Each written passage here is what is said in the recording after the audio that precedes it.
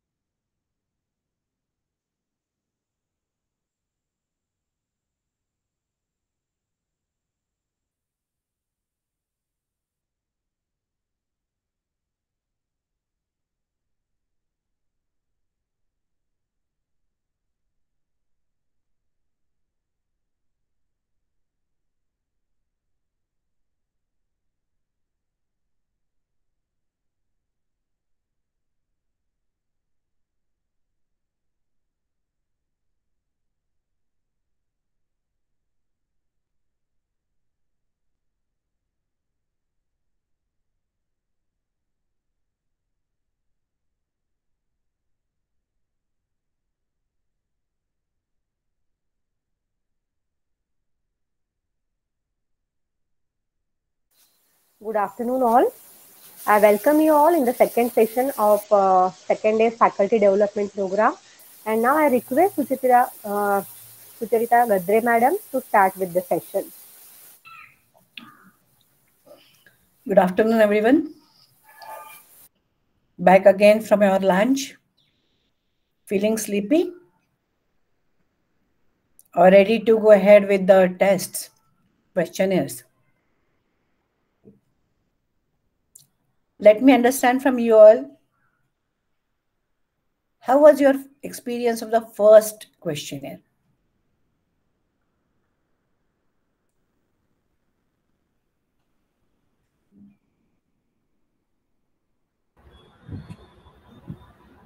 It was good. So, could you get some understanding about what kind of things are going on in your own mind? So, could you reflect on them? And it was easily coming in a flow, means the answers were coming to you.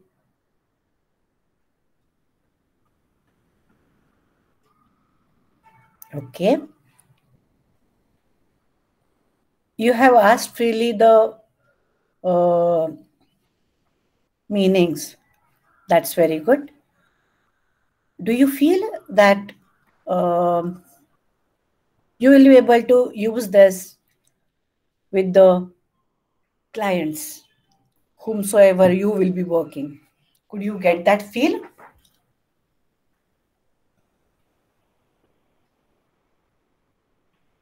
That you will be able to answer if there are any queries. You will be able to gain the cooperation. So up till this process, we have definitely learned that. Okay, fine. Now, I think, Archana madam, you only will share the screen or somebody else? No, it's okay, madam. I can share now. Okay. So what I'll do is, now we will go on to the next questionnaire, and I'll paste the link in the chat box. Archana madam, for everybody, you can share it, and I can give you the instructions, and then Okay.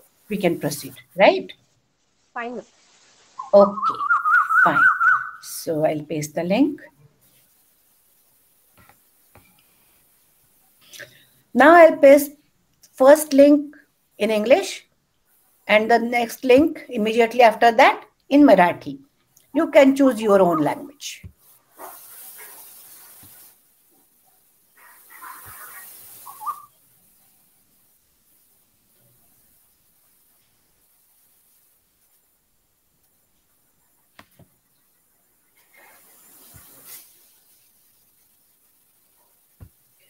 Yes, English link is here. Now I'll paste the Marathi link.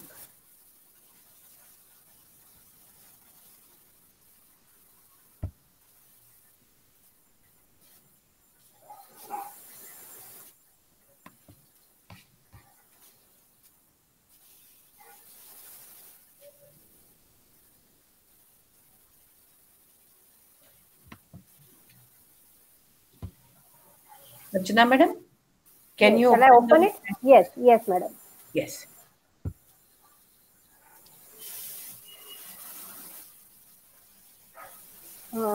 Is it visible, madam? Is it visible? Not yet.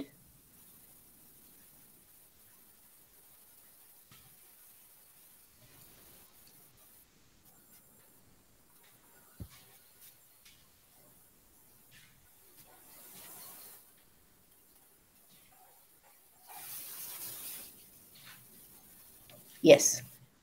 Now this is visible. So you can see this is ways of coping.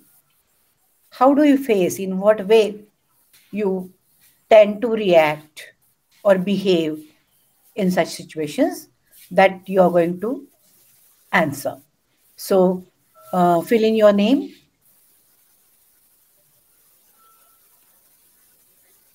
Everybody can do it on their own screen. Email ID, yes. Okay.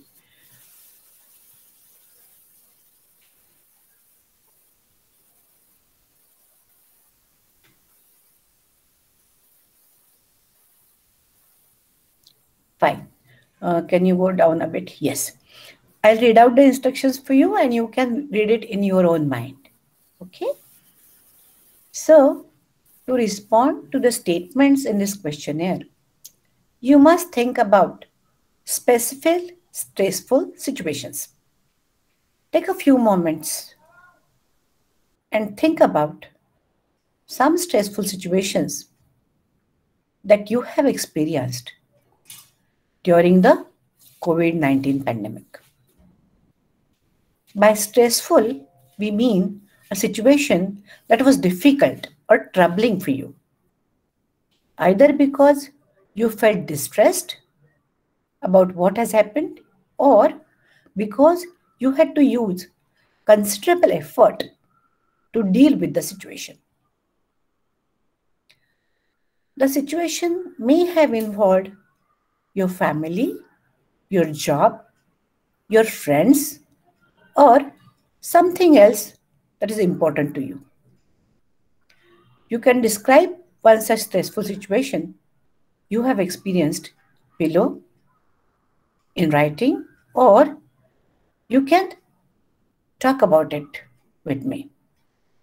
So take a few moments, think about such situations during pandemic. Would you like to write or speak? Archana madam? Hello, I would like to share, madam. Sure. Yes. Yeah, so during COVID pandemic, I was not able to meet my parents. So because of that reason, I was little bit stressful for some period of time. Yes. For 6 to 8 months, I was not able to meet them. Right. So a long period. I agree. Yeah, yeah. Any other situation that you remember of?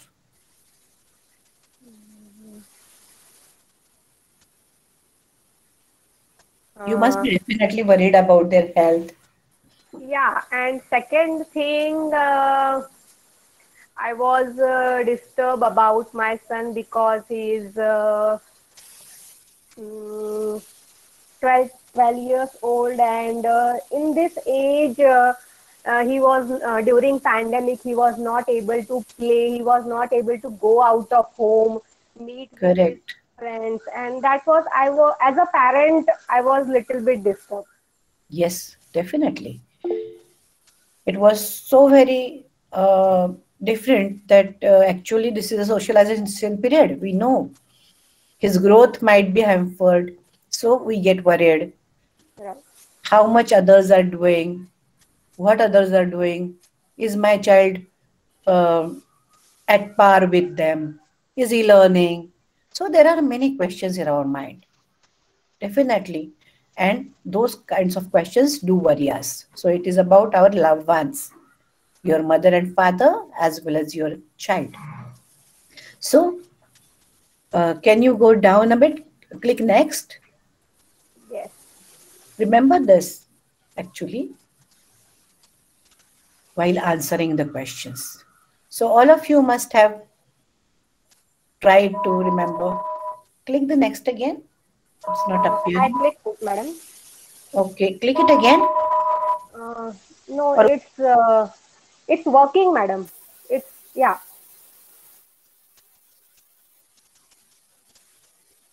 Hello, madam. Can you hear me? yes, I can hear you.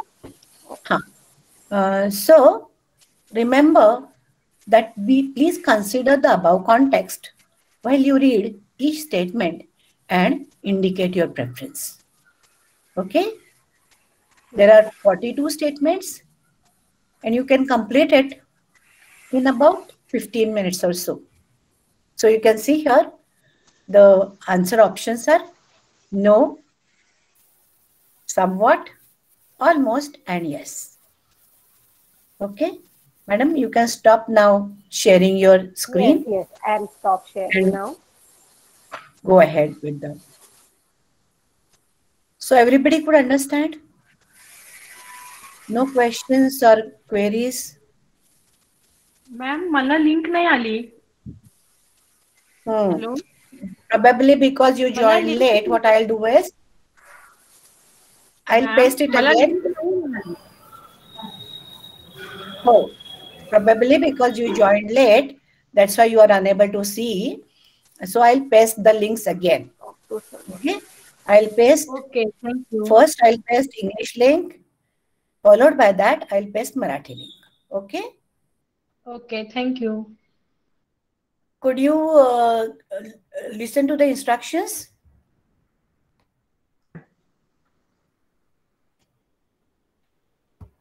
Hello? Could you listen to the instructions? Yes, yes, miss. Okay.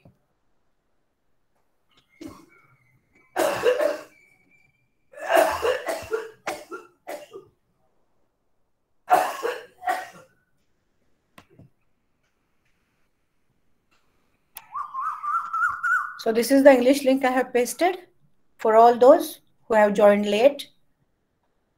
And now I'll paste the Marathi link as well. You can choose your own language.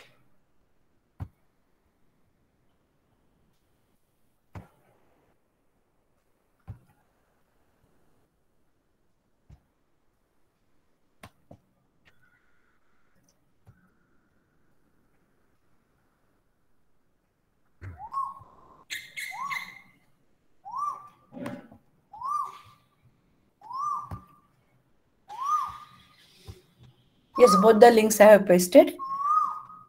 You can ask the queries. We are here to answer you.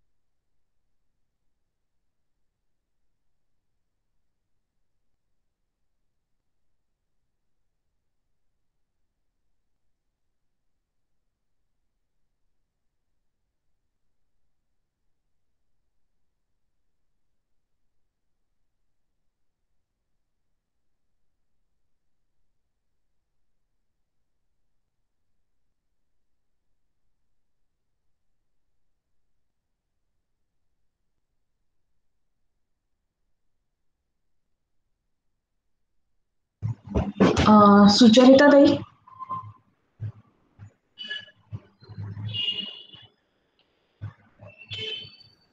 बोला स्वप्न.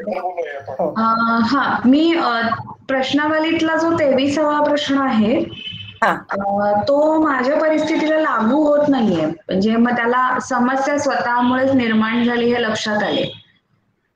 म्हणजे त्या समस्याला ते लागू होत नाहीये.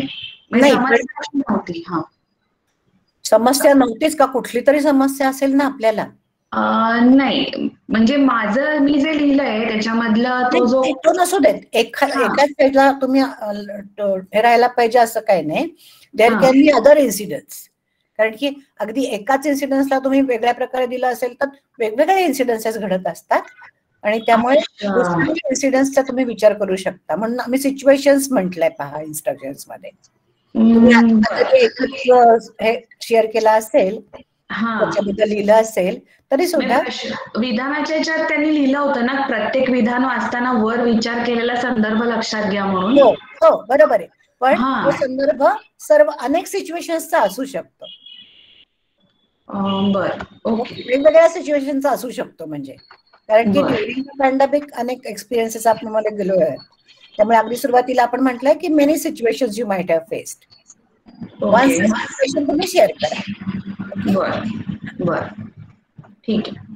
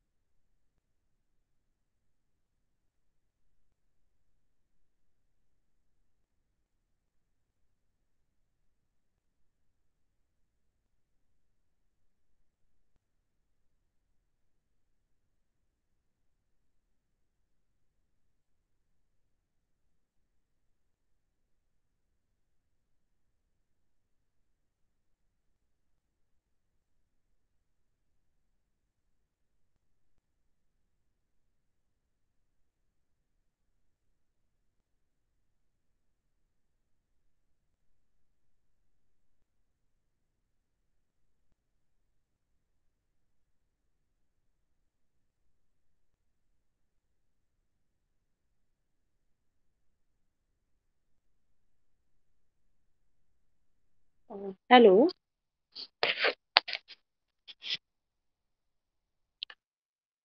Hello Suchitra ताई.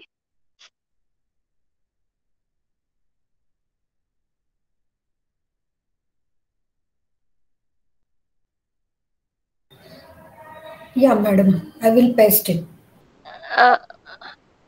प्रणिता ताई. Yes. Paste करते. नाही, या प्रश्नावलीमध्ये मराठीच्या प्रश्न क्रमांक 34 आणि शेवटचा जो प्रश्न आहे तो दोन्ही एकच आहेत. ओके. मी ही समस्या टाळू शकले नाही असे दोन्ही प्रश्न आहेत. अच्छा. आता तुम्ही दोन्हीचं उत्तर जे आहे ते लिहा. ती थोडीशी आमच्याकडनं हे झालं असेल तर ते मी पाहते आणि त्याप्रमाणे बदल करतो आम्ही. ओके चालेल. Okay. Sorry.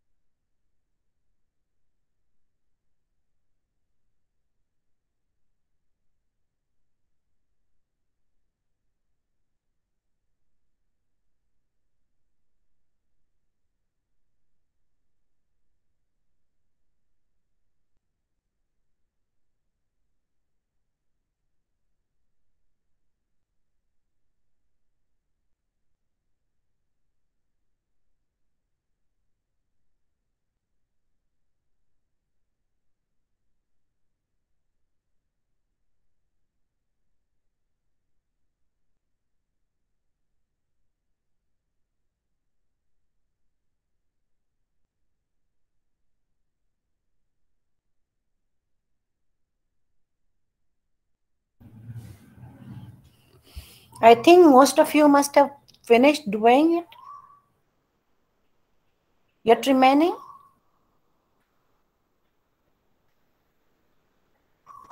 Let me know.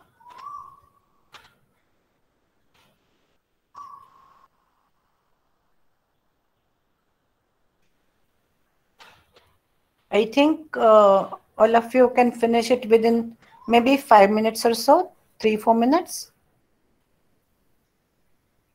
or almost done.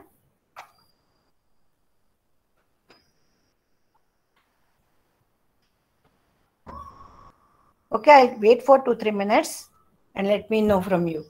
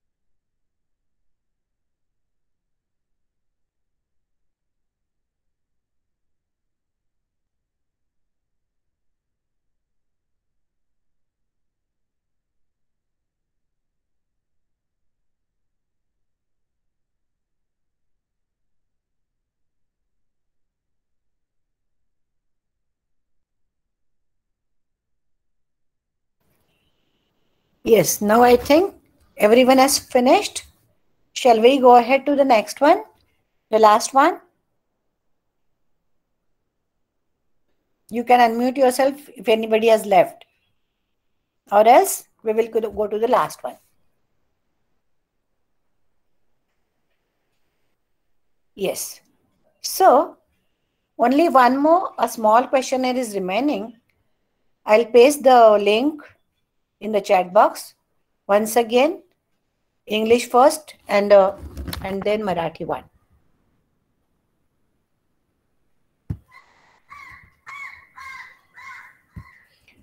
You will just require 5 to 7 minutes for this.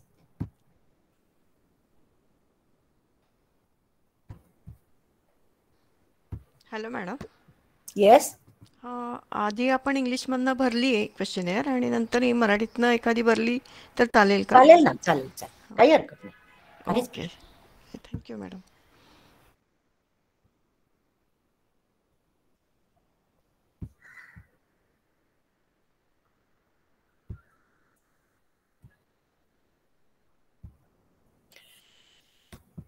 So how could you relate it? Could you relate well with whatever you have thought of, whatever experiences you had gathered in your mind? Was it easy for you to answer the questions?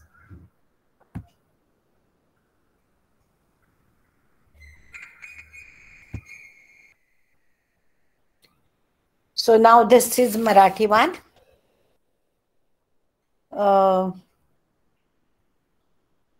Archana madam, could you share the screen? Yes, yes. What I have to share, madam? This link? Yes. Okay. Whichever you want to open, if you want to open Marathi or English, whatever. Okay. So share your screen and open the link.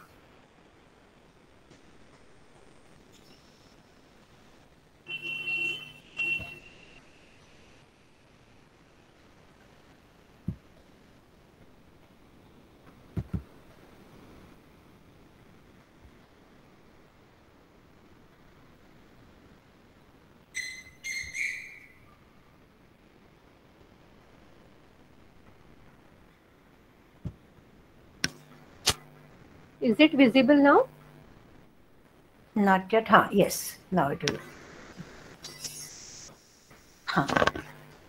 Yes. So please fill in your name and email ID.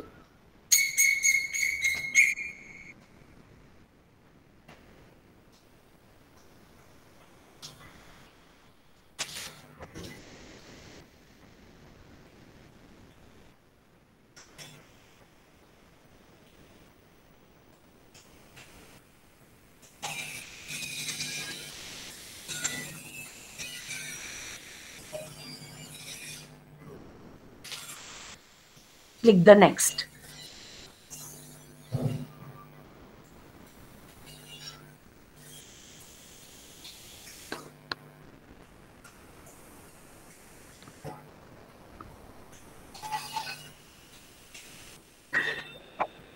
Yes. या आधीच्या प्रश्नावलीमध्ये तुम्ही तणावपूर्ण परिस्थितीला कसे तोंड दिले याचा विचार केलाय, बरोबर आहे? त्यावेळी तुम्हाला काय वाटले याचा विचार तुम्हाला इथे करायचा आहे. त्या काळात खाली दिलेल्या प्रत्येक गोष्टीचा किती प्रमाणात त्रास झाला ते तुम्हाला सूचित करायचे आहे. एकूण 16 प्रश्न आहेत आणि साधारणपणे 5-7 मिनिटात तुमचे ते पूर्ण होतील. लक्षात आलंय? Yes madam. उत्तर द्यायला सुरुवात करा. You can stop sharing. Yes. Ma'am, just a request, can you share those links again? कारण आम्ही लिंक शेअर केले, मी रेंजमुळे लेफ्ट आउट झाले मीटिंग मध्ये. आता परत आले तर मला दिसत नाहीये. Okay okay okay. Yes yes, I will do that.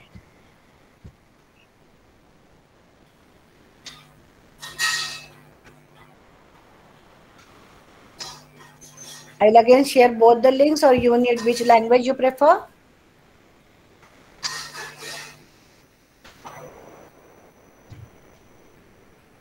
I'll first paste the English link and then Marathi.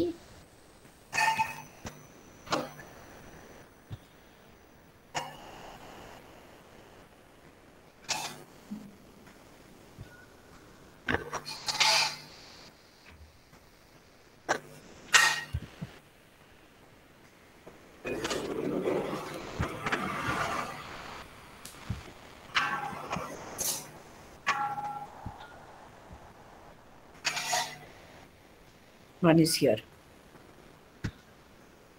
Thank you so much, ma'am.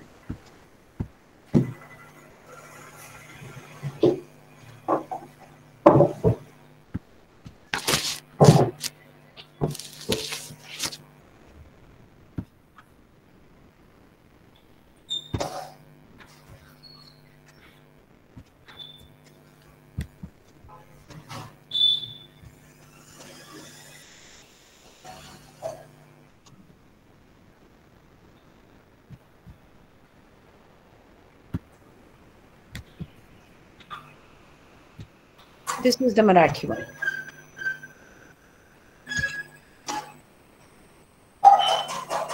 Yes. Many are done now.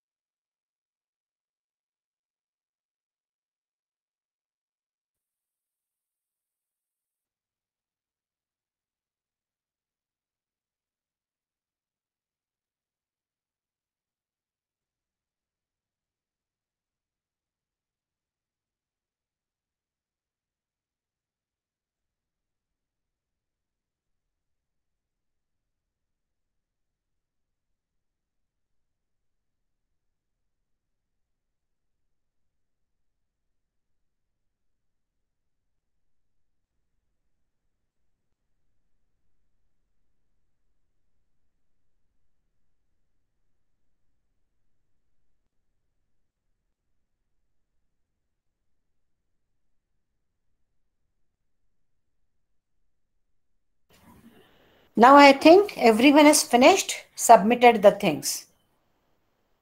Right?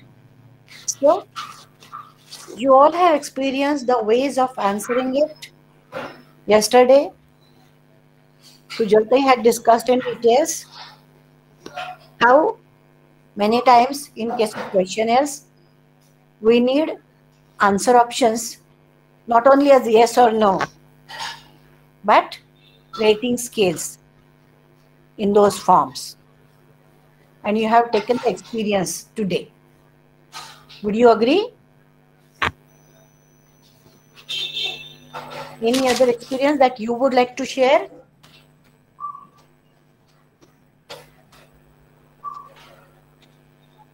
Archana Tai, are you saying something? We cannot hear you. No, madam. So, anyone else wants to share anything? Otherwise, I'll request Pranita Tai to take over and go ahead with the further procedure. Yes, thank you, Sucharita Tai.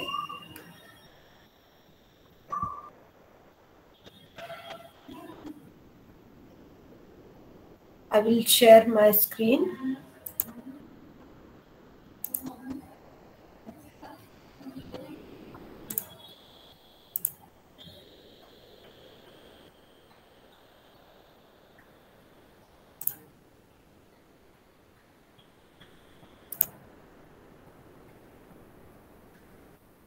दिसता है? हो madam, दिसतंय.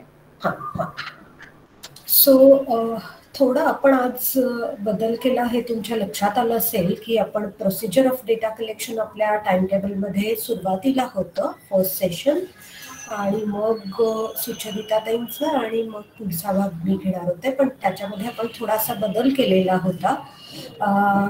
असं थोडं आमचं ठरलं की प्रत्यक्ष या प्रोसिजरमधून आपण सगळ्यांनी जावं आणि मग त्याच्याविषयी बोलल्या ते रिलेट करता येईल तुम्हाला, कारण सगळ्यांची या प्रकारच्या सोशल सायन्सेसच्या रिसर्चचा एक्सपिरियन्स नाही आहे.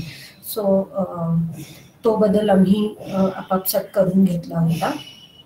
आता पण मला एक सगळ्यांना रिक्वेस्ट करायची आहे की आपण सकाळपासून पहिल्या सेशन पासून आतापर्यंत आपण वेगवेगळ्या प्रोसिजर मधून गेलो, तर तुमच्या समोर जे काही आहे आयदर लॅपटॉप वरती किंवा पेपर पेन्सिल म्हणजे नोटबुक वरती तुम्ही काय काय प्रोसिजर आतापर्यंत फॉलो केली सकाळपासून हे कुठेतरी नोट डाऊन करावं असं मला वाटतं. So I will request you all note down the procedure.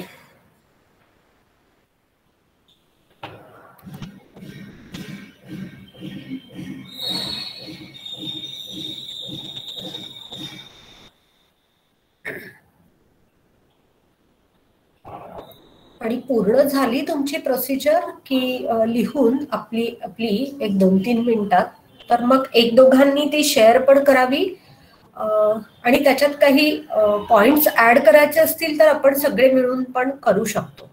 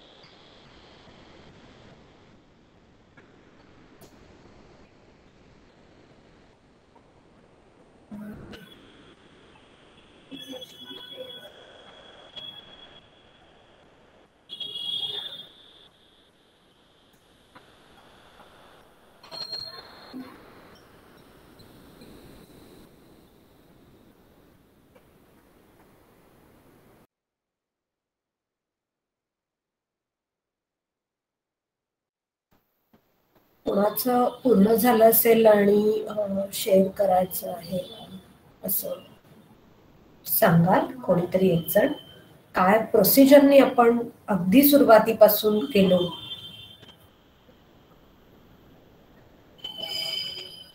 जेव्हा आपलं ऍक्च्युअल टेस्टिंग सुरू झालं आणि अर्चना मॅमनी व्हॉलेंटियर म्हणून काम केलं, ह्याच्यामध्ये त्यांच्यावरती डेमो दिला, त्यांना ईमेल पाठवल्यापासून आतापर्यंत आपण काय काय प्रोसिजरनी गेलो. 7-8 स्टेप्सच आहेत मुख्य, पण त्या सिक्वेन्सनी शक्यतोवर सांगण्याचा प्रयत्न करूया. हॅलो. सुरुवातीला मॅडमना मेल आली होती इन्फॉर्म कन्सेंट, आणि त्याच्यामध्ये सगळ्या सूचना दिलेल्या होत्या. एक लेटर होतं म्हणजे, आणि मग त्याच्यानंतर आपण पुढे गेलो आणि एक आपल्याला लिंक ओपन करून रजिस्ट्रेशन करावं लागलं. त्यासाठी आपल्याला आपली सगळी पूर्ण माहिती त्याच्यामध्ये लिहावी लागली आणि पासवर्ड क्रिएट करावा लागला. ईमेल ID वर आपल्याला रजिस्ट्रेशन नंबर आल्यावर आपण ती सायकोलॉजिकल टेस्ट आपण ती देऊ शकलो, ज्याच्यामध्ये आपल्याला 40 ते 42 प्रश्न देण्यात आलेले होते. त्याच्यानंतर मग आपल्याला दुसरी टेस्ट आली की कोविड पॅन्डेमिकच्या काळात आपल्याला काही स्ट्रेसफुल सिच्युएशन्सना जेव्हा सामोरं जायला लागलं तेव्हा आपण काय आपल्या रिॲक्शन्स होत्या. त्याच्यानंतर आत्ताची जी शेवटची टेस्ट होती ती आपण त्याच्याच संदर्भात आपल्याला काय अनुभव आले होते किंवा ताण आल्यानंतरचा जो पुढचं हे होतं नियोजन किंवा त्या संदर्भातली मग आपण क्वेश्चनेअर भरून पूर्ण केली. ओके. मॅडमनी सांगितलं आहे त्याच्यामध्ये कोणाला अजून काही भर घालायची आहे की एखादा पॉइंट स्ट्रेस करायचा आहे किंवा अजून काही भर घालायची आहे असं असेल तर सांगा. कोणीही सांगायला हरकत नाही.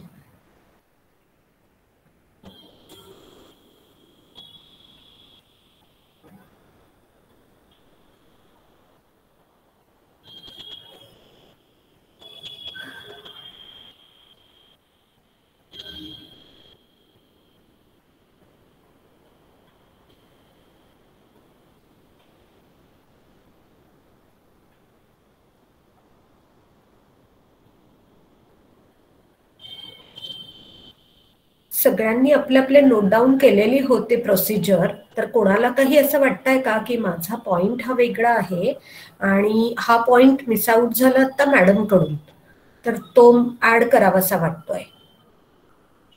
मला ती फक्त त्या प्रोसेसमधनं मेंटली परत आपण एकदा जाऊयात, कारण आता आपण टेस्ट सोडवल्यानंतर बोलतो आहोत, तर मला त्या प्रोसिजरमधनं पुन्हा एकदा मेंटली नोट डाऊन करून घेतलाय तुम्ही, तर ते एकदम पटकन जावं असं वाटतंय.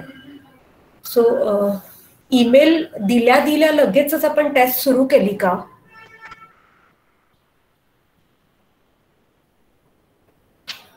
नाही केली. आपण ईमेल आल्यानंतर त्यांनी काही क्वेरीज किंवा डाऊट्स होते त्यांचे ते क्लिअर केले का नाही केले? येस, केले आपण. त्याच्यानंतर आपण एक महत्वाची स्टेप सुचरिता ताईंनी केली, ज्याला आपण रॅपोर्ट एस्टॅब्लिशमेंट म्हणतो, की आम्ही हे का करतोय, तुमची अपॉइंटमेंट केव्हाची मिळू शकेल. रॅपो एस्टॅब्लिशमेंट झाल्यानंतर कन्सेंट फॉर्म भरून घेतला, त्याचा उल्लेख तुम्ही केला. त्याच्यानंतर त्यांनी अपॉइंटमेंट घेतली की कोणती वेळ तुम्हाला सुटेबल आहे, कोणता दिवस सुटेबल आहे, आणि मग त्यांनी बोलता बोलता हे कन्फर्म केलं की तुम्ही कोणत्या लँग्वेज मधून आणि कोणत्या मोड मधून ही टेस्ट द्यायला तयार आहात. आपण 2 मोड म्हणतोय, एक paper pencil actual face to face administration आहे आणि ऑनलाईन आहे. आणि मग एक इन्स्ट्रक्शन्स दिल्या की आता आपण कशा पद्धतीनं काम करणार आहोत, किती टेस्ट असतील, साधारण त्याला किती वेळ लागेल, आणि मग त्यांनी ऍक्च्युअल टेस्टला सुरुवात केली. पहिली जी टेस्ट होती ती माइंड सर्च या नावाची होती. ती आपण टेस्ट सॉल्व्ह केली, मग एक छोटासा ब्रेक घेतला मग आपण दुसरी टेस्ट वेज ऑफ कोपिंग आणि तिसरी आता शेवटची जी आहे माय इमोशनल एक्सपिरियन्सेस ॲट वर्क, असे आपण सगळ्यांनी टेस्ट सोडवल्या. हा एक धावता आढावा याच्यासाठी घेतला की डेटा कलेक्शन करत असताना आपल्याला काय काय प्रोसेसनी जावं लागतं आणि ती प्रोसेस जेवढी सिस्टमॅटिक असेल, जेवढी उत्तम असेल, तेवढे डेटा कलेक्शन मध्ये आपल्याला जे प्रॉब्लेम्स फेस करावे लागतात ते कमीत कमी येण्याचे चान्सेस असतात. सो माझं प्रेझेंटेशन सगळ्यांना दिसतंय? येस. हां हां येस मॅडम. हां, थँक्यू. इथे मी मुद्दाम 3 भाग केलेत प्रोसिजरचे. त्याच्यामध्ये पहिला पार्ट आहे बिफोर डेटा कलेक्शन आपल्याला काय काय प्रिपरेशन करावं लागतं की जे आता कदाचित तुम्हाला नाही करावं लागलं. तुम्ही ड्युरिंग डेटा कलेक्शन असा दुसरा पार्ट केला आणि तिसरा पार्ट आहे आफ्टर डेटा कलेक्शन. आणि आता आपण पटकन एक एक स्लाइड पाहूया. बिफोर डेटा कलेक्शन मध्ये क्लॅरिटी ऑफ प्रोजेक्ट, ऑब्जेक्टिव्स आणि प्रपोज सॅम्पल हे आपल्याला असणं फार गरजेचं असतं. कारण आत्ता सुचरिता त्यांनी ते तुम्हाला सगळ्या पहिल्या स्लाइडमध्ये सांगितलं. याच प्रोजेक्ट बद्दल असं नाही म्हणत आहे, पण जो कोणता प्रोजेक्ट आहे त्याचं माझं ऑब्जेक्टिव्ह काय आहे, मला कोणत्या प्रकारच्या सॅम्पल कडून मला डेटा हवाय याची क्लॅरिटी ही असणं आणि खूप सिस्टमॅटिक की मेल किती हवेत, फिमेल किती हवेत, कोणत्या एज ग्रुपचं सॅम्पल मी घेणार आहे, इक्वल घेणार आहे का पर्पजिव्ह आहे सॅम्पल, काल जे वनिता त्यांनी मांडलं, कोणत्या सॅम्पलिंग टेक्निक मी वापरणार आहे. भले हा प्रोजेक्ट मी नाही PI म्हणून काम करते, मी प्रिन्सिपल इन्व्हेस्टिगेटर म्हणून काम करत नाहीये, पण जेव्हा मी फील्डमध्ये अशा प्रकारचा डेटा कलेक्ट करायला जाते त्यावेळेला मला त्या सॅम्पल टेक्निक्सची किंवा ज्या प्रकारचं सॅम्पल आपण घेणार आहोत त्याची पूर्णतः माहिती असणं आवश्यक आहे. मग सोशो इकॉनॉमिक स्टेटस काही वेळेला स्पेसिफिक मेन्शन केलेलं असतं.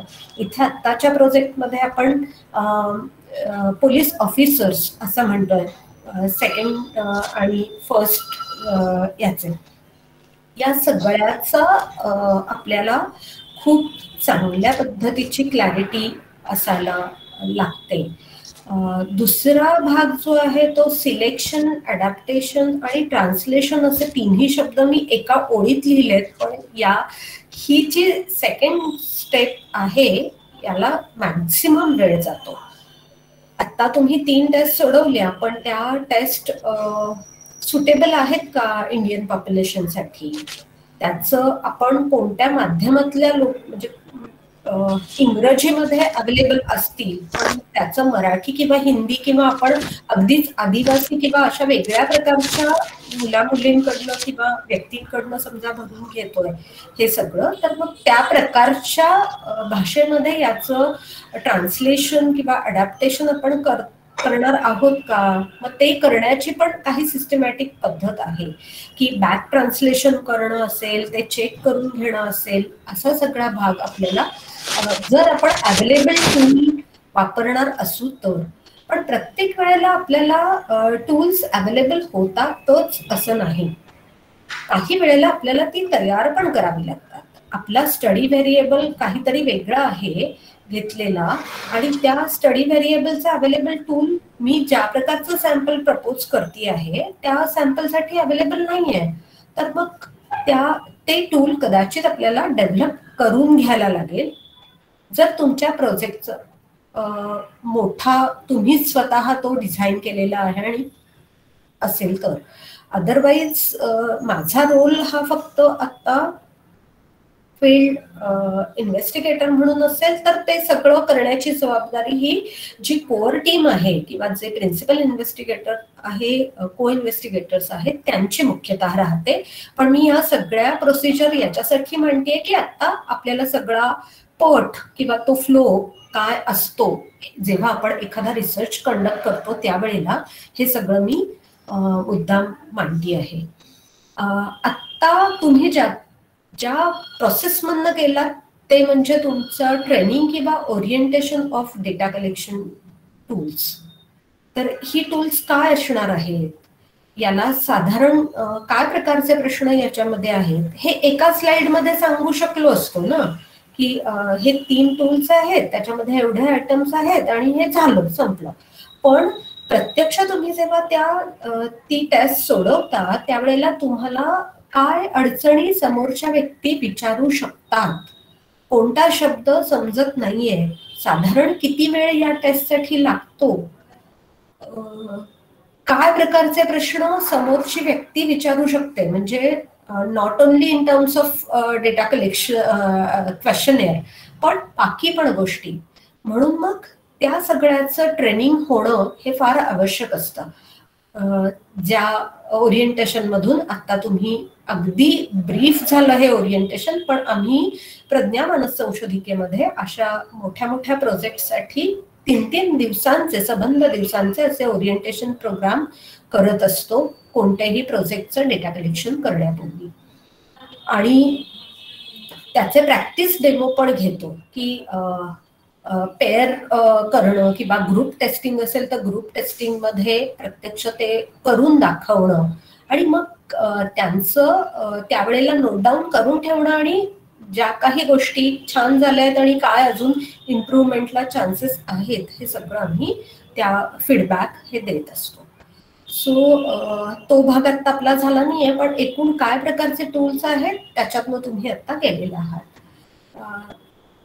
त्याच्यानंतरची स्टेप येते ती म्हणजे क्लॅरिटी ऑफ युअर रोल. मी म्हटलं तसं की सगळ्यांना काही आपल्याला टूल्स फायनल करायचंय, त्याचं ट्रान्सलेशन करायचंय असं नाही. तर माझा रोल आता या सगळ्या प्रोजेक्टमध्ये काय आहे, डेटा कलेक्शन मध्ये काय आहे, 2 प्रकारचे डेटा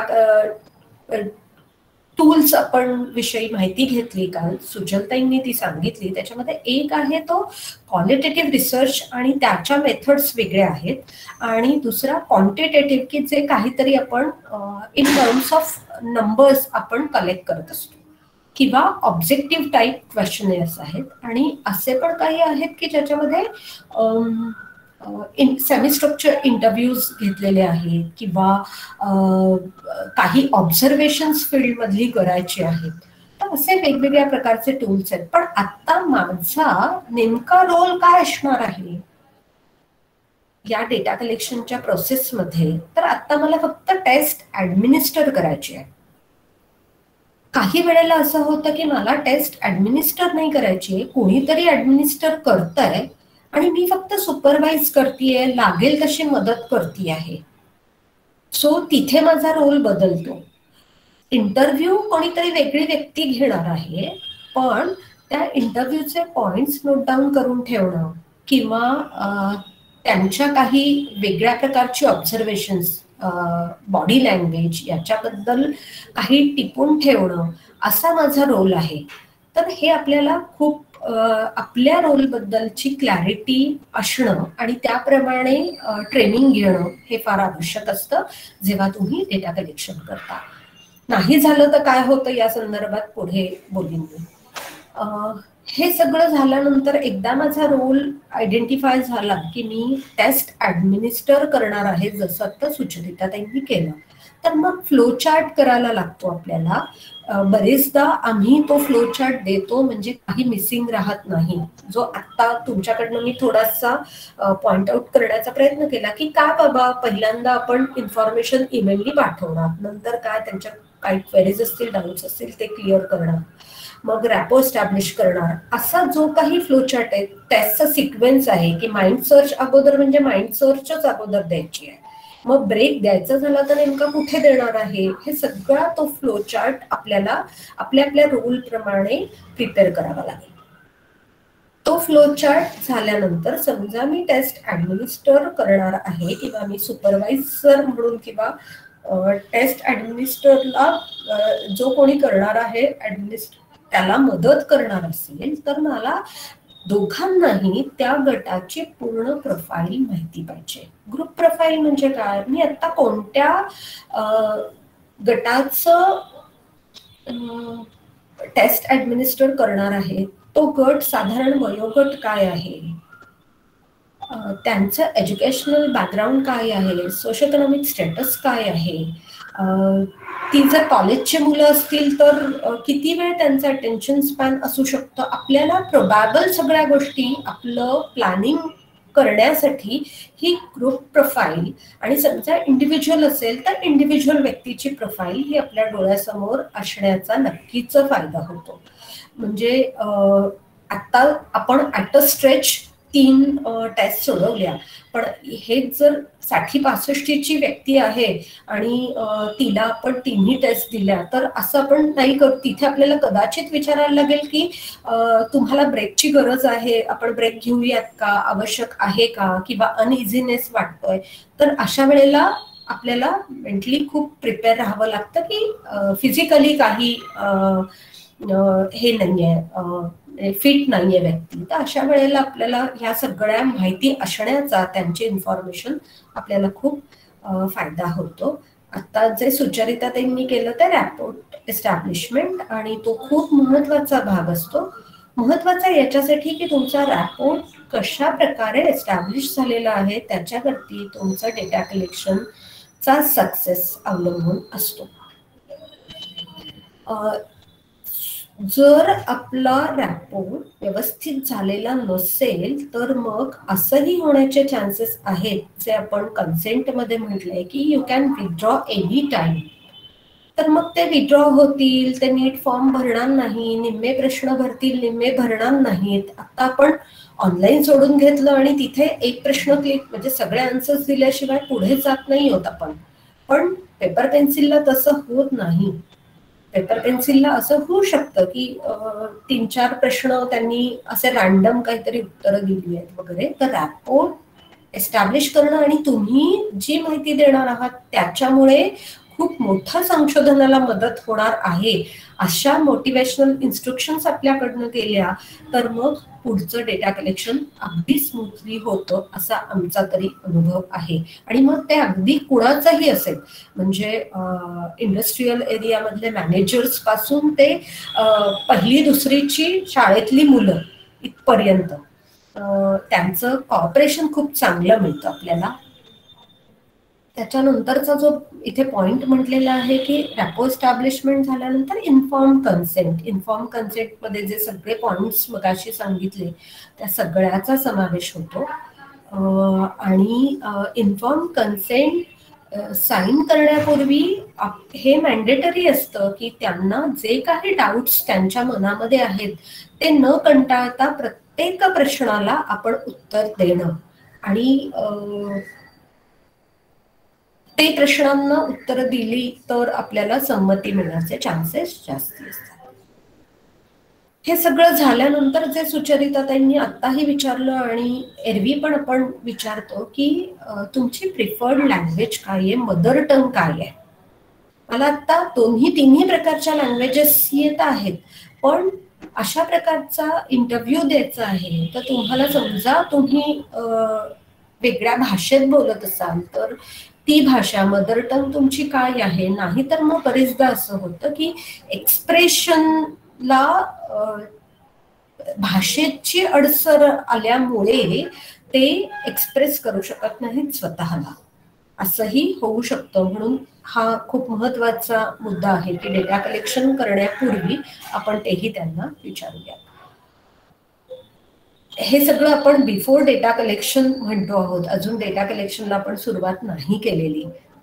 शेवटचा मुद्दा जो आहे की आपण ज्या ठिकाणी आता गेलेलो आहोत तिथलं एन्व्हायरमेंट कसं आहे. इंटरव्ह्यू घ्यायचं म्हणजे क्वालिटेटिव्ह डेटा घेणार आहात तुम्ही किंवा क्वांटिटेटिव्ह प्रकारचं क्वेश्चनेअर्स आहेत, स्टँडर्डाइज असतील किंवा नॉन स्टँडर्डाइज असतील. दोन्हीही प्रकारच्या याच्यासाठी जेव्हा केव्हा आपण पार्टिसिपंट्सकडे जातो तेव्हा तिथलं आजूबाजूचं एन्व्हायरमेंट त्याला डिस्टर्बिंग नसेल असं आपल्याला पाहण्याची खूप गरज असते.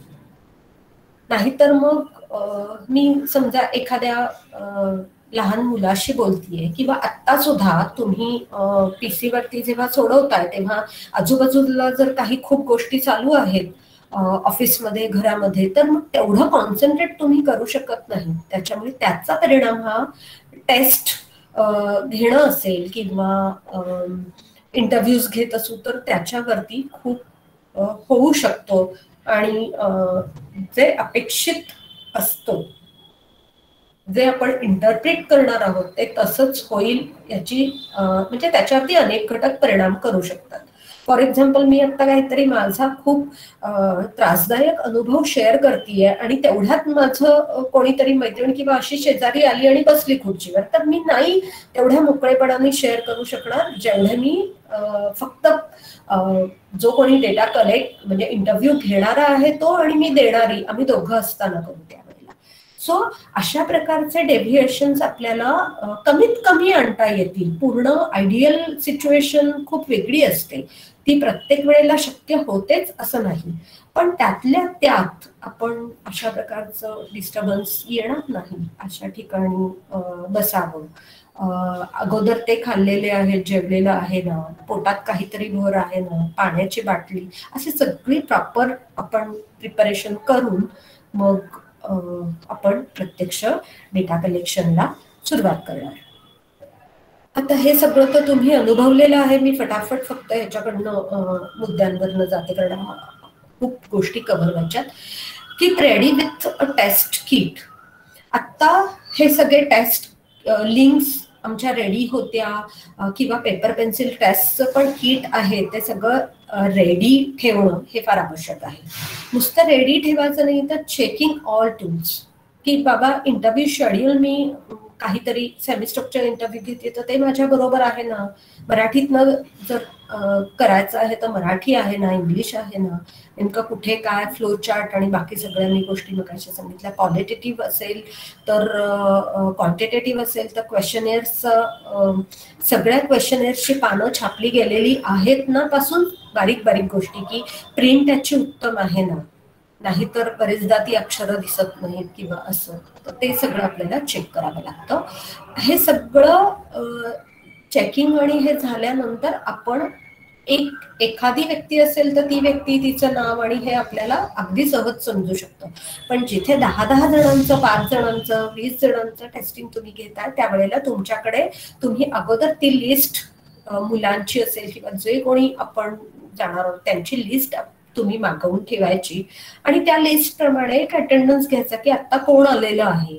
समजा असं होऊ शकतं जे आता पण घडलं आपल्या ह्याच्यात की 10-12 जण उशिरा आले तर मग तिथे त्या प्रकारच्या नोंदी आपण ठेवायच्या. आणि म्हणून पुढचा पॉइंट येतो की ऑब्झर्वेशन शीट. या बारीक बारीक गोष्टी ज्या आहेत त्या खूप महत्वाच्या राहतात. जर ऑनलाईन जरी तुम्ही टेस्ट सोडवून घेत असाल तरी ऑनलाईन सुद्धा आपण मगाशी सुचरिता ताई म्हणाल्या तसं तुमचा कॅमेरा ऑन ठेवा, स्क्रीन शेअरिंग थांबवा, पण कॅमेरा ऑन ठेवा कारण तुमचे जे बारीक सारीक या गोष्टी आहेत त्या ऑब्झर्व करून लिहून ठेवणं हे आवश्यक असतं.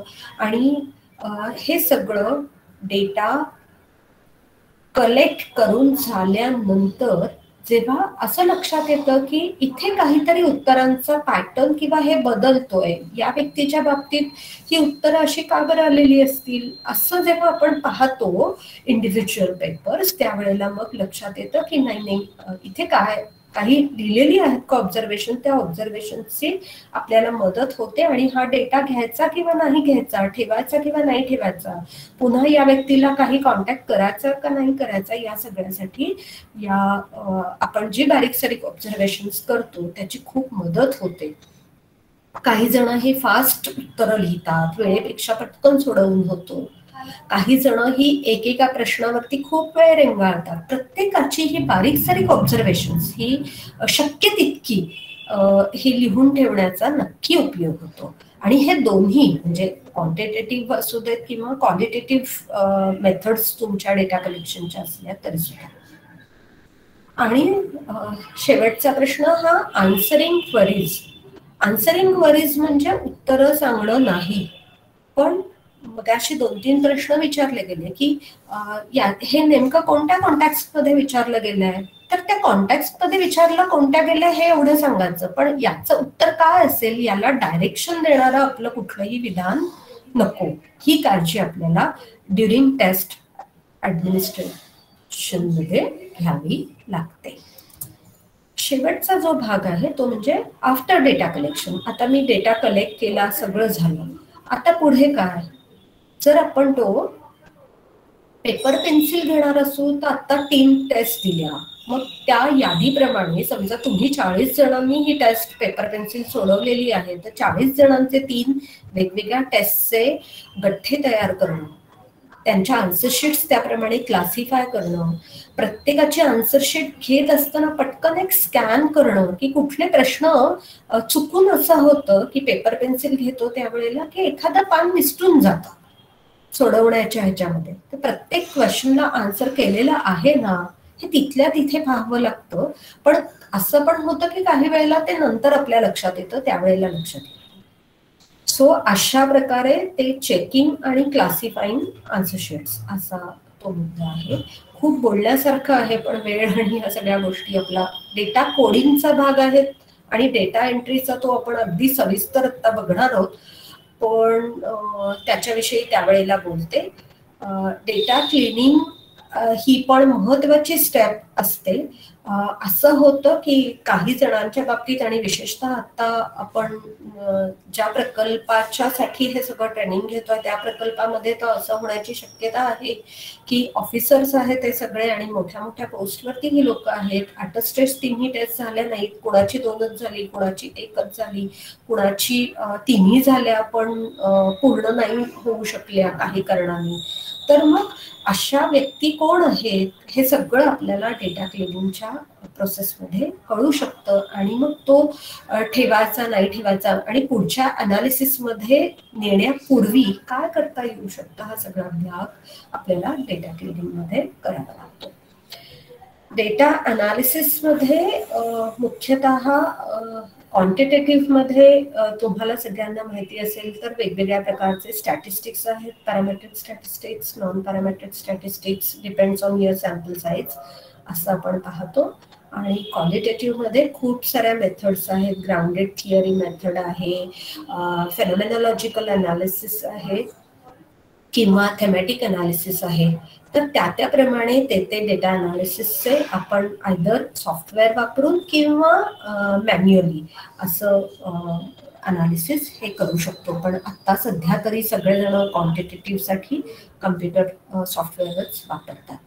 आणि सगळ्यात शेवटचा पण अतिशय महत्वाचा जे आपण कन्सेंटमध्ये म्हटलेलं असतं ते म्हणजे डेटा सिक्युरिटी. आपण खूप मेहनत या सगळ्या प्रोसिजर 10 मिनिटात सांगितलेली असली तरी या सगळ्या प्रोसेससाठी वर्ष घालवलेली असतात आणि तो आपण डेटा मिळवलेला असतो. तो डेटा आपल्या संशोधनाच्यासाठी खूप महत्वाचा असतो. त्याची सिक्युरिटी हा खूप महत्वाचा प्रश्न असतो. मग तो जर तुमच्या कम्प्युटरमध्ये असेल तर त्याची सिक्युरिटी वेगळ्या पद्धतीनं घ्यावी लागते. जर तो पेपर पेन्सिल आन्सरशीट्स तुमच्या बरोबर आहेत तर त्या आणि एंटर केलेला डेटा या दोन्हींची सिक्युरिटी खूप योग्य पद्धतीनं घ्यावी लागते. नाहीतर आता खूप गोष्टी अशा घडतात की तो डेटा सिक्युअर नाहीये, कुठेतरी पडलेला आहे आणि मग तो कोणाला तरी सापडतो, करावं लागतं. तर खूप बारीक गोष्टी या त्याची पथ्य ही आपल्याला पाळावी लागतात आणि त्या संदर्भात त्या वेळेला तो डेटा कसा आहे. जर तुम्ही तो इंटरव्ह्यूज घेतलेत फॉर एक्झाम्पल तर ते सॉफ्ट कॉपीज, त्या इंटरव्ह्यूजचे ऑडिओ फाईल्स या किती सिक्युअर तुमच्या ऑफिसच्या PC वरती कशा पद्धतीनं ठेवायच्या याच्यावरती 3 दिवस बोलता येऊ शकतं. इतका तो डेटा आपल्याला सिक्युअर आणि व्यवस्थित ठेवावा लागतो. आता जरी प्रकल्प संपला तरी कदाचित असं होऊ शकतं की 3-4 वर्षानंतर मला तो डेटा पुन्हा पाहायचा आहे. पेपर पब्लिश झाले, कॉन्फरन्सेस झाल्या, सगळं झालं, पण पुन्हा असं काहीतरी वाटलं आपल्याला तर पटकन तो अवेलेबल पण होता आला पाहिजे, पण त्याची सिक्युरिटी पण चांगली पाहिजे. हा सगळा महत्वाचा भाग आपल्याला सांभाळावा लागतो. सो आता इथे मी थांबते. 5च मिनिटं आपल्याला राहिली आहेत, पण साधारण प्रोसिजरमध्ये या 3 स्टेप्स मधल्या प्रोसेस की before data collection, during data collection आणि आफ्टर डेटा कलेक्शन हे आपल्याला पॉइंट्स सगळे सांभाळावे लागतील आणि या प्रोसेसमधनं आपल्याला साधारण जावं लागतं. मी प्रयत्न केला की क्वालिटेटिव्ह डेटा कलेक्शनच्या पण काही उदाहरणं देण्याचा, पण अजूनही तुम्हाला जर काही पटकन विचारायचं असतील एखादा प्रश्न तर विचारूयात, नाहीतर आपण पुढच्या डेटा कोडिंग आणि डेटा एंट्रीच्या कडे जाऊयात.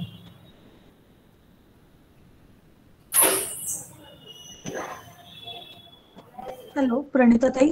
हा बोला. एकदा मला फक्त ड्युरिंग डेटा कलेक्शनची स्लाइड शेअर कराल? एक माझा मुद्दा लिहून घ्यायचा राहिला होता थोडा. ही सगळे तुम्हाला बरं लिहून घ्या, पण कदाचित आम्ही शेअर पण करू during data collection. Yes, thank you. कोणाला काही प्रश्न शंका नसतील तर पुढे जाऊया. कोणाला काही प्रश्न विचारायचे असतील तर आपण विचारू शकता. मॅडम आपण पुढे जाऊया. हा ओके. मी जयश्रीला म्हणेन की तू आता शेअर करायला हरकत नाही तुझं स्क्रीन. मी स्टॉप करते.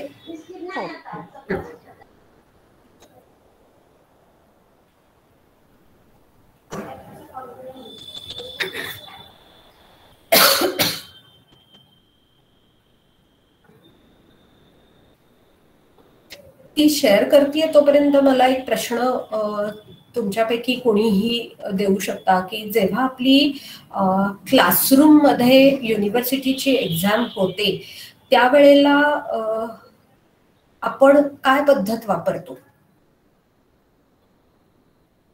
फायनल एक्झाम, इंटरनल नाही.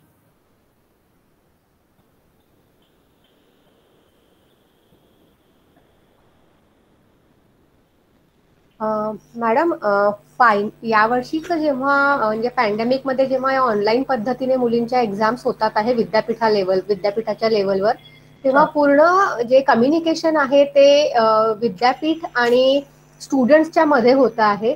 डिरेक्ट लिंक जी आहे किंवा ज्या इन्स्ट्रक्शन्स आहेत त्या सर्व इन्स्ट्रक्शन स्टुडंटच्या मेल म्हणजे विद्यापीठाला जो त्यांचा असोसिएटेड आयडी आहे त्या मेल आयडीवर स्टुडंटच्या मेल आयडीवर सगळे मेसेजेस आणि सगळ्या एक्झाम लिंक आणि बाकीचे डिटेल्स जे आहेत त्या येतात आहे. त्यामुळे असा कॉलेज लेवलचा असं खूप जास्त काही इन्व्हॉल्वमेंट आहे असं ऑनलाईन प्लॅटफॉर्मवर तरी नाही आहे.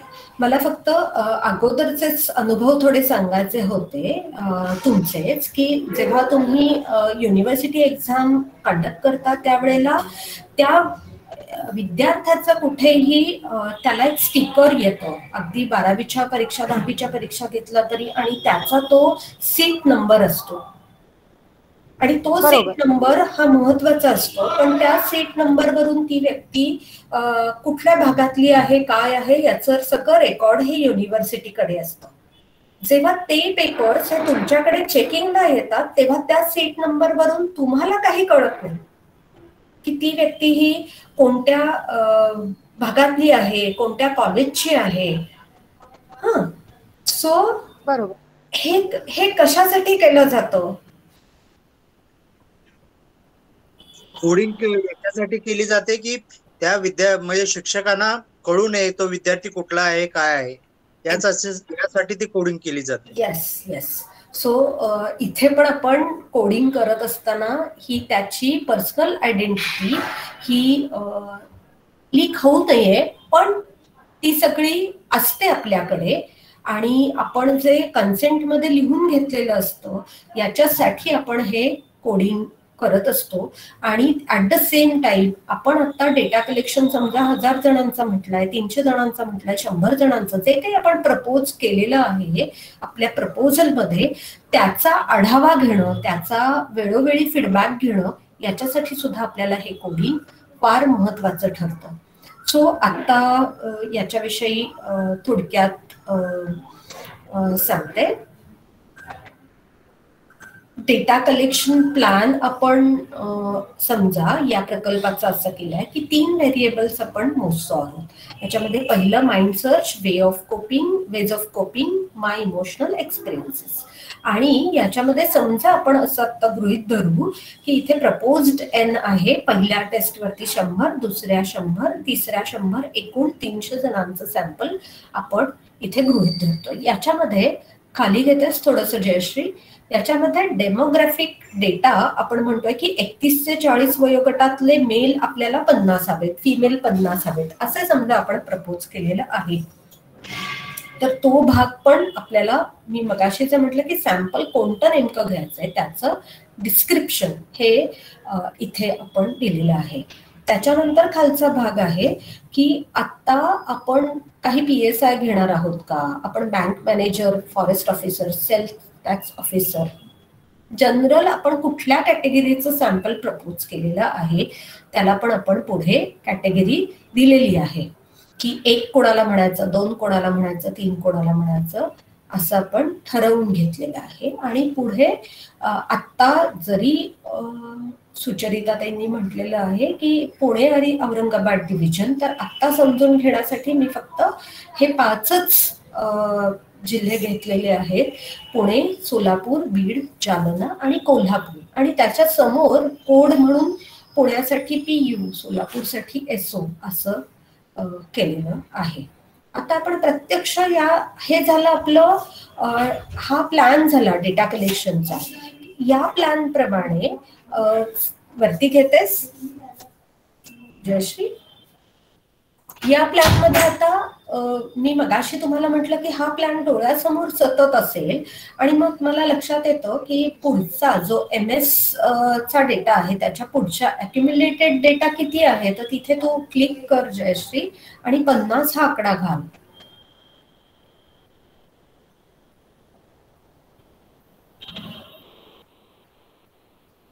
म्हणजे आता माझ्याकडे माइंड सर्चचे 50 जणांचं टेस्टिंग झालेलं आहे आणि आता मला 50 रिक्वायर आहेत. असंच तुम्ही 41च्या इथे तू काहीतरी एक आकडा आता तात्पुरता घाल. अशा काही 75 जण समजा तिथले झालेले आहेत मेल. सो खाली घेतेस, इथे तुम्हाला लक्षात येतं की टोटल नंबर किती झालेले आहेत, कोणत्या एज ग्रुपमध्ये किती झालेले आहेत. आणि आता मला माझा फोकस हा कुठे न्यायचा आहे की माझं 41 ते 50चं बऱ्यापैकी सॅम्पल झालंय, पण मला 31 ते 40चं सॅम्पल घ्यायची गरज आहे. याच्यासाठी हा डेटा कलेक्शन प्लॅन आपल्याला खूप महत्वाचा ठरतो आणि आपल्याला आढावा घेता येतो आणि त्याप्रमाणे आपला फोकस हा अधिकाधिक त्या एज ग्रुप असेल किंवा त्या कॅटेगरीवरती आणता येतो. आता प्रत्यक्ष कोडिंग कसं करायचं याच्याविषयी हे सगळं खरं तुम्हाला माहिती आहे, पण एक जस्ट रिसर्चच्या दृष्टीनं, अनालिसिसच्या दृष्टीनं हे कोडिंग फार महत्वाचं असतं. क्लिक करतेस डेटा कोडिंग वरती. आता इथे समजा तुमच्या पैकी एक 5 जण आहेत असं आपण गृहीत धरू, फील्ड इन्व्हेस्टिगेटर्स आहेत ते. इथे आपण प्लेसेस आणि त्याला कोड दिलेले आहेत. इथे फील्ड इन्व्हेस्टिगेटर्सची नावं आहेत आणि त्याला आपण काहीतरी कोड दिलेला आहे 1 2 3 4 5. इकडे आपल्या कॅटेगरीज आहेत आणि त्या कॅटेगरीजचे कोड पण आहेत. खाली मेल असेल तर M आणि फिमेल असेल तर F. खाली घेतेस अजून. आणि टेस्टिंगच्या बाबतीत पण आपण त्या टेस्टचं शॉर्ट फॉर्म्स केलेले आहेत. माइंड सर्चसाठी MS, WOC MEE, माय इमोशनल एक्सपिरियन्सेस. आता जर आपण पाहिलं तर इथे पुण्यामधली व्यक्ती आहे, फील्ड इन्व्हेस्टिगेटर 2 हिनी तो डेटा कलेक्ट केलेला आहे. जेंडर फिमेल आहे. तिची टेस्ट जी आहे ती MS आहे, जे आपण एंटर करणार आहोत ती. माइंड सर्चची टेस्ट दिलेली आहे. कॅटेगरी 2 मधली ती व्यक्ती आहे आणि तिचा सिरियल नंबर हे 025 आहे. आता इथे कुठेही नाव येत नाही, तुम्हाला कुणालाही कळणार नाही की ही व्यक्ती कोणती आहे बरं. पण जी व्यक्ती अनालिसिस करणार आहे, जी व्यक्ती तो डेटा एंटर करणार आहे, त्या व्यक्तीला या कोडवरून सगळी माहिती त्या व्यक्तीची जी आपण शॉर्ट प्रोफाईल म्हणतो ती सगळी समजेल. आता तुम्ही म्हणाल इथे फील्ड इन्व्हेस्टिगेटर्सना पण काय गरज आहे? आपल्यासाठी मगाशी म्हटलं ती फील्ड मधली काही ऑब्झर्वेशन्स असतील, तो डेटा कोणी कलेक्ट केलेला आहे, डेटा कलेक्शन कोणी केलेलं आहे हे सुद्धा खूप महत्वाचं ठरतं. आणि त्या डेटा संदर्भात समजा आपल्याला अनालिसिस करताना, डेटा एंट्री करताना काही प्रश्न आले तर ते त्या व्यक्तीशी बोलून आपल्याला काय नेमका प्रश्न आला किंवा काय प्रकारचं हे आलं असेल त्या डेटाबद्दल अधिक माहिती जाणून घेणं हे फील्ड इन्व्हेस्टिगेटर्सचं कोडिंग वरून आपल्याला समजू शकतं. सो इथे आपला आता कोड काय आला? PU01FMS2/025 हा आपला कोड झाला. आणि या कोडवरूनच आपण सगळी डेटा एंट्रीज त्या व्यक्तीची करणार. तिथे कुठेही त्या व्यक्तीचं नाव नसणार आहे. सो मला खरं आता असं होतं की 1-2-3 रॅन्डम कोड तुम्ही पण चॅटबॉक्स मध्ये टाकावेत, पण तेवढा आता वेळ नाही, आपण ऑलरेडी पुढे गेलेलो आहोत. हे झालं कोडिंगच्या संदर्भातलं. याच्यामध्ये कोणाला काही शंका असेल तर विचारू शकता की समजली नाहीये एखादी step.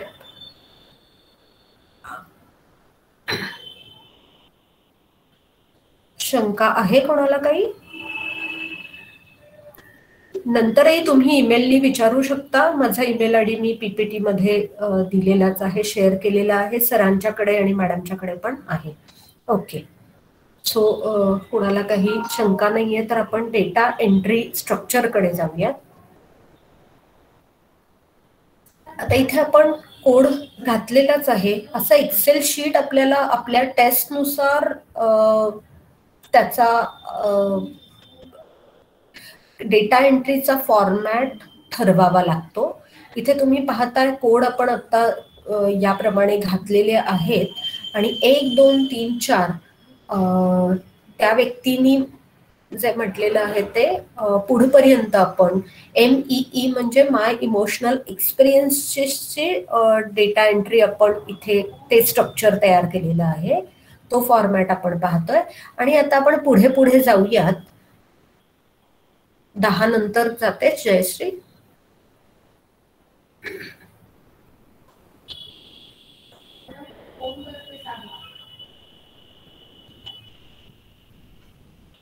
Jayashree, do you need me to explain this?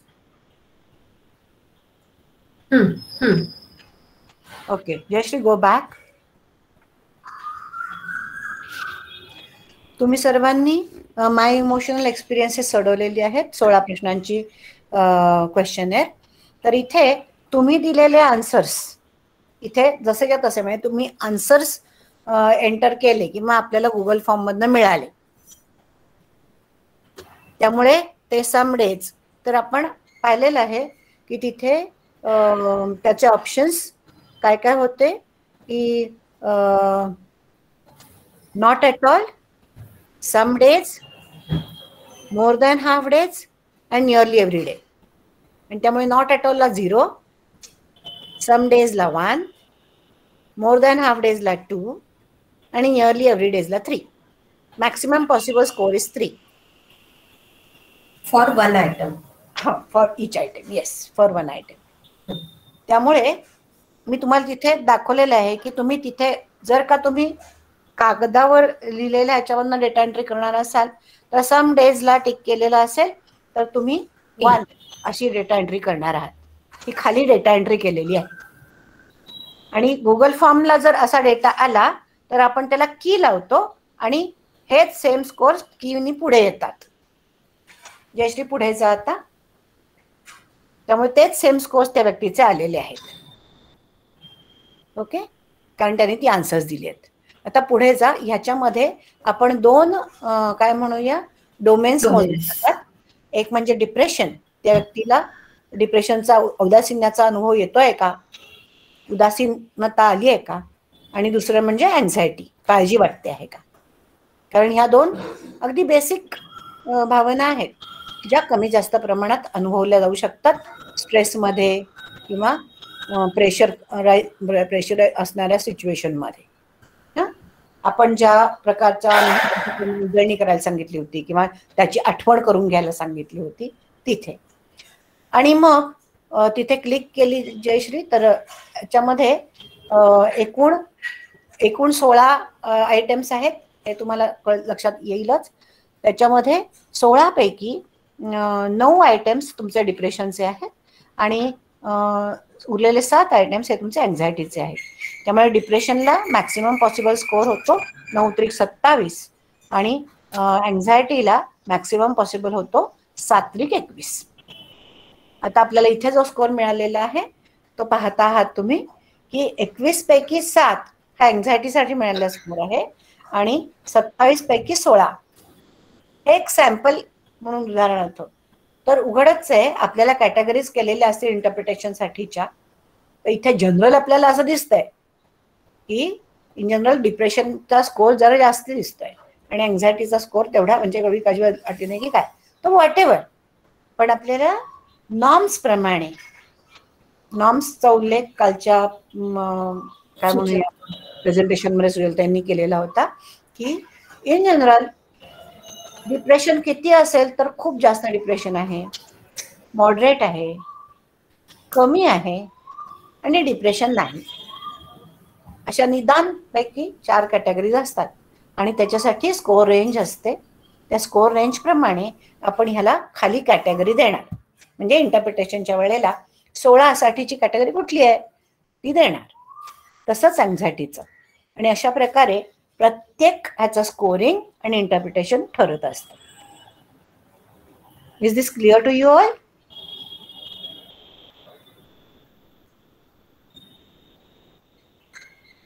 Should we go ahead? Yes, sir. Okay. Jayashri, you can go ahead. Pranitati, I'll mute myself. So साधारण तुमच्या लक्षात आलं असेल की असं आपण जेवढे काही व्हेरिएबल्स आपण डेटा घेणार आहोत त्या सगळ्याची डेटा एंट्री करण्याची वेळ तेव्हाच येईल जेव्हा आपण पेपर पेन्सिल टेस्ट घेतो आहोत. जर आपण ऑनलाईन टेस्ट सोडवून घेतली तर आपल्याला वेगळी डेटा एंट्री करावी लागत नाही, पण तो डेटा एकदा पाहावा लागतो की त्याच्यात रिस्पॉन्सेस आणि हे सगळं त्या पद्धतीनंच कन्व्हर्ट झालेलं आहे. सो आता मला असं वाटतं की थांबूयात आपण. एक डेटा एंट्रीचं स्ट्रक्चर हे आपल्या समोर बनलेलं आहे. कुणाला या सगळ्या संदर्भात दोन्ही प्रेझेंटेशनच्या किंवा आज दिवसभर जे झालंय त्याच्या संदर्भात काही शंका असतील तर सुचरिताताई आणि मी विचारू शकता.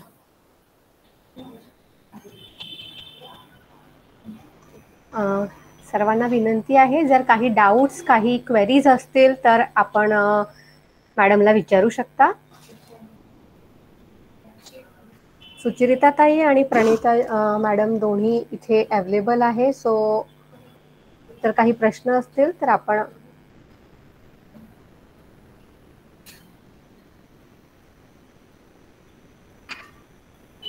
मला वाटतं सगळ्यांनी मनापासून सहभाग घेतलाय, समजून घेतलाय, अगदी अनेकदा उल्लेखही केला आहे, रिस्पॉन्ड केलेला आहे. मला वाटतं यानंतर उत्साहाने तुम्ही सगळेजण आठवले मॅडम सांगतील त्याप्रमाणे पुढे पुढे आपल्या कामात या प्रकल्पाच्या कामामध्ये सहभागी व्हालच. तेव्हा आपली भेट पुन्हा होईल अशी आशा करते आणि सर्वांनी फीडबॅक फॉर्म भरावा अशी सरांच्या सूचनेचा परत एकदा उल्लेख करते. हो, सरांनी चॅटबॉक्समध्ये लिंक शेअर केलेली आहे. सो सर्वांनी ही फीडबॅक लिंक जी आहे ती फिल करावी.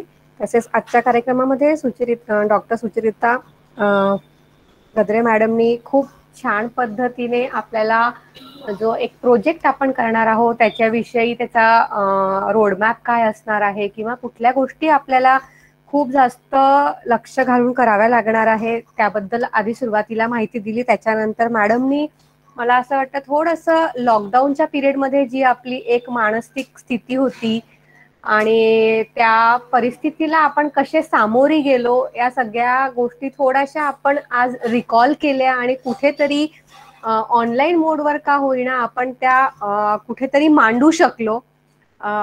असं एक त्याचा प्लॅटफॉर्म मॅडमने त्या क्वेश्चनियरच्या हेल्पने आपल्याला प्रोव्हाइड करून दिला आणि सोबतच क्वेश्चनियर तयार करताना त्या कशा असल्या पाहिजे, त्याचं स्ट्रक्चर असं कसं असलं पाहिजे हे त्यांनी प्रॅक्टिकल पद्धतीने अगदी आपल्या समोर ते मांडून दाखवलं. त्याच्यानंतर प्रणिता जगताप मॅडमनी आपल्याला प्रोसिजर ऑफ डेटा कलेक्शन यामध्ये आपल्याला 7 ते 8 स्टेप्स मॅडमनी डिस्कस केल्या. क्लॅरिटी असली पाहिजे, ऑब्जेक्टिव्ह क्लिअर असलं पाहिजे. या सगळ्या गोष्टींमध्ये मला 2 गोष्टी फार महत्वाच्या वाटतात. पहिली गोष्ट की एक तो रॅपो आणि कन्सेंट, या 2 गोष्टी मला असं वाटतं की आपण जर चांगल्या पद्धतीने मेंटेन करू शकलो तर आपला जो डेटा एंट्रीचा किंवा तो क्वेश्चनियर फिल करायचा जो एक फ्लो आहे तो अजून जास्त चांगला होईल असं मला वाटतं. ते मला आजच्या या सेशन मधनं शिकायला मिळालं. त्याच्यानंतर डेटा कोडिंग हा थोडासा एक नवीन भाग आहे. यात बरेचसे डिटेलिंग्स आहेत पण तरी सुद्धा डेटा कोडिंग हे आपल्याला कसं करता येतं आणि डेटा एंट्री कशी करता येते याबद्दल सुद्धा मॅडमने खूप चांगल्या पद्धतीने आपल्याला मार्गदर्शन केलं.